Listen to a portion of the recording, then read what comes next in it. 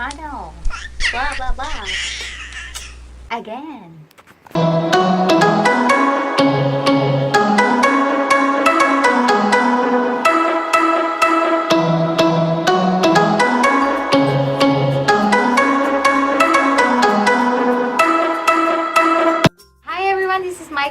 And you're now watching Micah Dububas vlog. Yes, and today po, nagbabalik po ako mga kaibigan, mga mamamayan dito sa ating bayan. Nandito naman po ako, and today, this evening, may dala po akong bagong regalo. It's not a regalo, but this is I'm so happy to introduce you to my new background. So, ito na po yung new background ko. Since, pinag-isipan ko talaga kung gusto ko gawin yung YouTube. So, ito na. Ginagawa ko na po siya. Bumili po ako ng bookshelf, color white. Which, yung nakikita ko po sa mga YouTuber. So, ayun. I'm so happy, so excited. Yan. May mga, kung nakikita nyo, nga, maliit lang po siya. Nakikita nyo. May mga design ako niya. Pero, hindi pa siya hindi pa yan talaga yung design ko, but ito na muna sa akin, guys, kasi so yun na muna ngayon. So today, ano ba ang gagawin ni Micah Dubuva? Welcome po sa mga bagong nanonood sa akin. Sana po mag-subscribe kayo. So, ano yung gagawin natin ngayon? Today, meron po akong ipapakita sa inyo kung saan talagang nakapag-change ng aking pagmumukha. Nakapag-change talaga ng aking pagmumukha. Kung napapansin niyo ba, tumaba po ako. Of course, talaga yung pakialam, diba? Guys, just so happy with my background. So, back to normal na tayo. Goodbye, luka-lukang Micah. Let's start! So, ito nga po, magre-review po ako ngayon ng ginagamit ko na po for 2 months. And this is an honest to goodness review by Micah Dubuva. So, ano ang i-review natin? Meron akong surprise sa inyo. Ito po yung i-review ko po ngayon. Hindi po yung nasa picture, hindi po yung nasa back. But this one, kita niyo itong product na to. Alam nyo kung ano ito. Yeah! So, ito yung mga products na ginagamit ko ngayon. And, napag-isip ko, since matagal na po akong hindi nakapag vlog or beauty vlog. So, ngayon, mag-review tayo nito.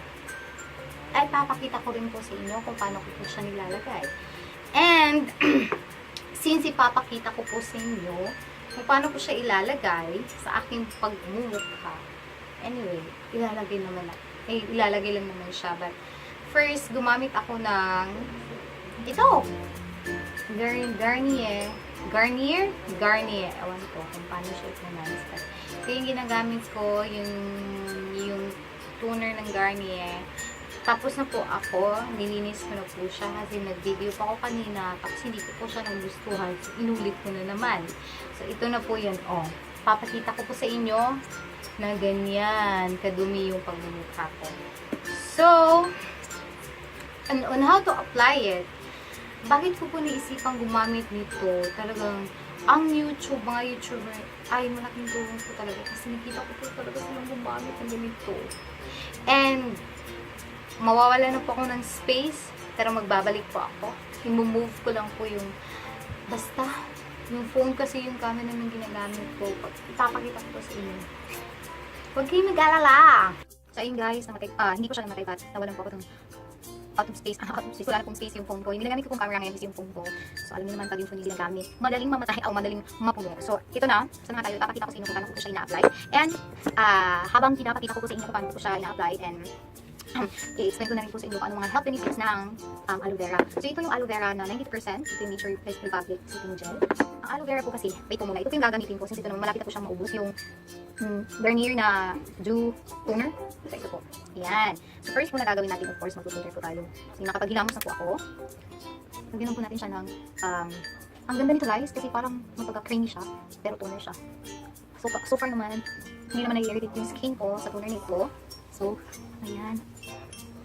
Ito po yung gagawin natin. Wait lang po, tatali ko lang po siguro yung aking buhok para wala pang sarabal. Tatali natin siya ng ganun. Ayan. Masyado po nilalam.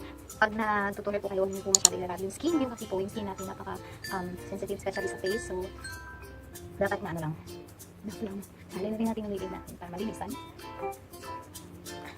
Yan. Tapos na po. Tapos space yung phone ko! Sige, ginagamit ko. Na-mention ko na po na yung ginagamit ko pong camera is yung phone ko. So, paano ko po ito i-apply? So, wala nang tumpak pa. Tumbik-tumbik pa. Let's start and head it on. First, gumamit kayo ng cotton buds para malinis po. Lagyan niyo po yung pagmumukha yung maraming kamalasan.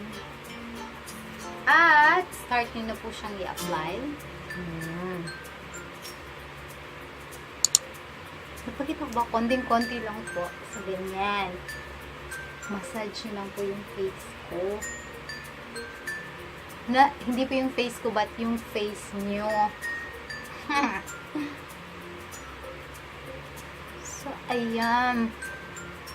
So, ano nga ba po yung benefits ng if good?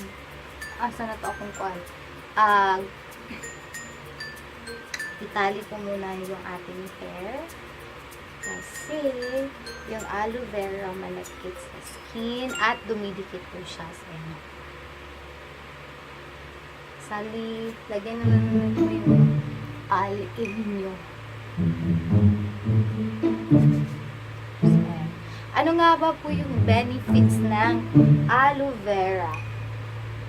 Ang aloe vera po ay nakakapag-moisturize ng skin. So, since it's a good moisturizer, hindi magdadry yung skin mo kasi nga moisturize niya. Isa pa po dyan, nahihil niya po yung mga acne, ka-acnean, ka-ekan, mga kamalasan niyo sa pagmumukha. Kung meron kayong mga kamalasan sa pagmumukha, so, yung aloe vera is good for that acne. Ewan ko kung sa iba, kung may epekto siya, but for me, yes. Kasi marami po akong mga kabugas-bugasan sa aking pagmumukha, but effective naman po siya kasi nga po yan, namamatay na. And talagang nakakapag-moisturize siya ng skin. So, ginamit ko po siya for 2 months.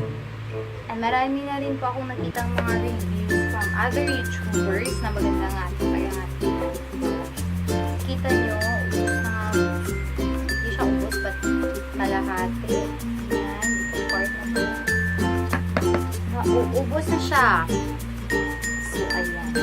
Pwede rin po siya pang-heal ng sunburn. Siguro.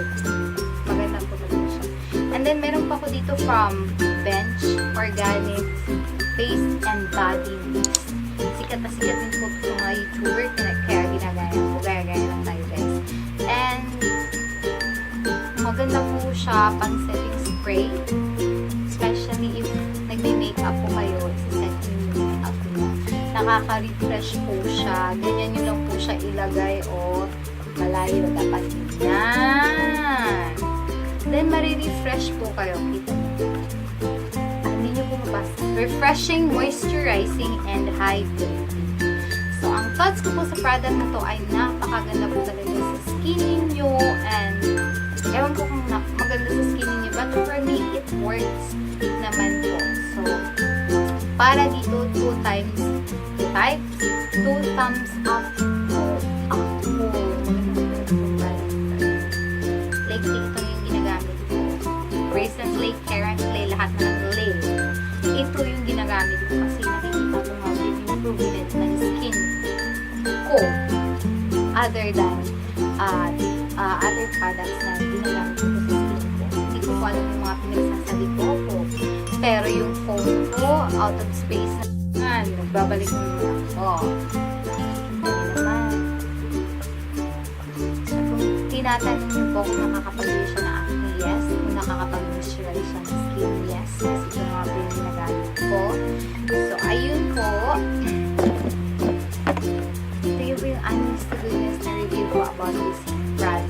about aloe vera. And hindi lang po din sa skin magagamit to, pati na rin po sa kilay nyo. Kasi yung kilay ko kumakapal. Sa tingin ko lang po, tingin nyo kumakapal. Parang malipis na. But for me, yes, nag-workout siya. Parang kumakapal yung buhok kasi dati ang nipis-nipis niya. And you can use it naman po sa buhok nyo kung gusto nyo kumapal yung buhok nyo. This is, I heard and I read na itong aloe vera is good for the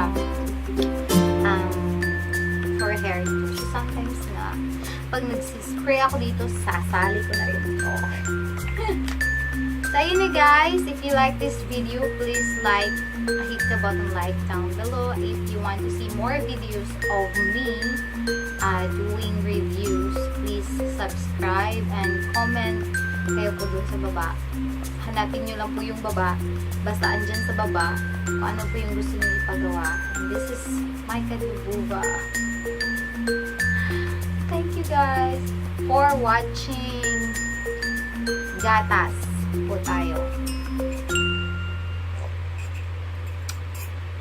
Luma na siya. And, isa po pala yung hindi ko po lang sa kanya kasi po matagal po siya mag-set sa skin. So, kailangan nyo po mag-wait ng at least 3 to 5 minutes. Yun po yung na-observe ko. I need to wait 3 to 5 minutes para mag-settle siya sa skin. And, yun na. Ganda na. Pasettle siya, oh. Ang glowing ng skin ko. Bye, guys. Have a nice day. This is my Nagbabalik na nagsasabing. Don't forget to smile and make this world a better place. Bye! Please like and subscribe.